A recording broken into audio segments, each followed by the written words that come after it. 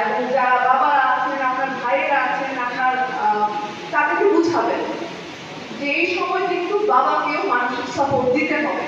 যে সে যদি 2 ঘন্টা বাচ্চাটাকে দেখে, মা যদি 2 ঘন্টা ঘুমাতে পারে, তাহলে উনি অনেকটা সুস্থ থাকবেন। এবং আপনারাও বিভিন্নভাবে চেষ্টা করবেন যে আপনার পরিবারের যারা মহিলারা আছে একে অপরকে সহযোগিতা করতে। আমরা তো আসলে সংসারে আপনারা অনেক কাজ করেন, এই অ্যাপ্রিসিয়েশন আমরা কখনোই পাই না বা দেই না। সংসারে যে কাজগুলো করেছেন, আপনারা একটু চোখ বন্ধ করে চিন্তা করেন যে আপনার মা কতটা স্যাক্রিফাইস করেছেন। তার বিয়ের পর থেকে উনি কয়দিন বাপের বাড়িতে থাকতে পেরেছেন,